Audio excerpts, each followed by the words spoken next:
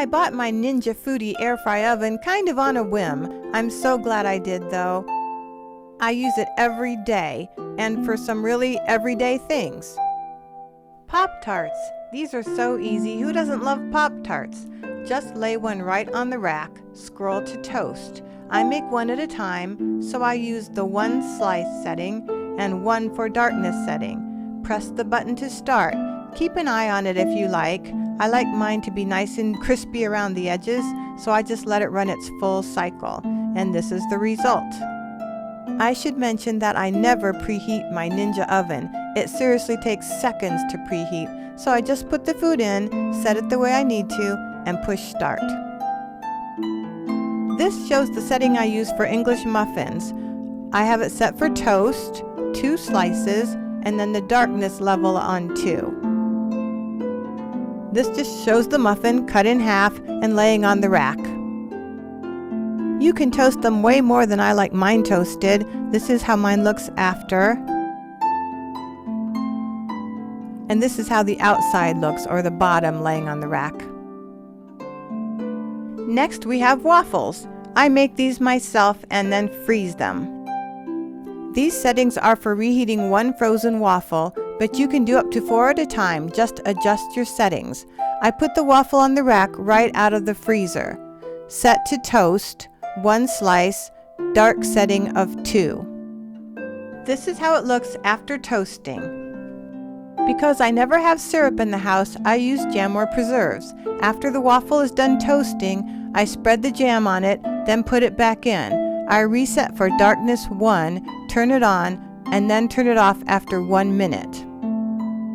These are 2 handmade pizzas. They are about 5 to 6 inches in diameter.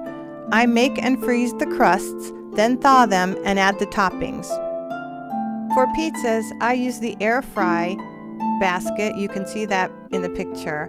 And the air fry setting. I set it for 360 degrees. I air fry for 4 minutes. And then I turn it to air broil on high for 1 minute.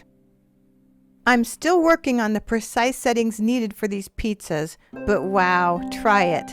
They are a fantastic combination of crispy edges and soft centers. You'll have to do some experimenting, especially if you buy frozen pizza or make your own pizzas and they might be a different thickness or a different size.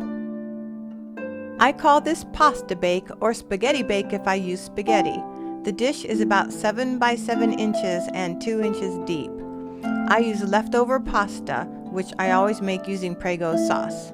I spray some Pam on the bottom of the baking dish, put in a layer of the leftover pasta, sprinkle an ounce or 2 of grated mozzarella cheese on top, add another layer of the pasta, and sprinkle with Parmesan cheese.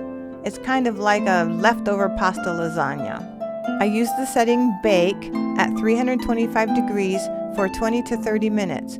You will have to do your own experimenting with whatever baking pans you have that work with the oven. I call this burger steak bake.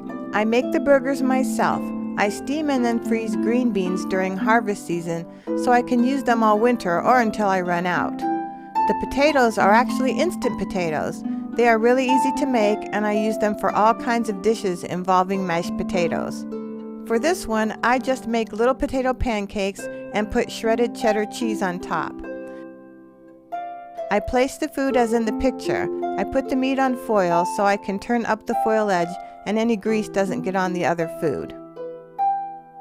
I use the air roast function at 340 degrees. I set it for 5 minutes. After 5 minutes, I turn the burgers and set for another 5 minutes. After that, I use air broil on high for 2 minutes. Everything turns out beautifully. It is so good. Always make sure that you are cooking meat up to temperature, by the way. I hope you have enjoyed this video. My family is only my husband and me. I haven't used my real oven since I bought my Ninja Foodi oven. From toast for 1 to complete meals for 2, or a side dish for a family, this is the most useful small appliance I have ever had. It is fun, easy, and easy to clean. I hope this video gives you inspiration to try fun things with your Ninja Foodi Air Fry Oven. Thanks for watching.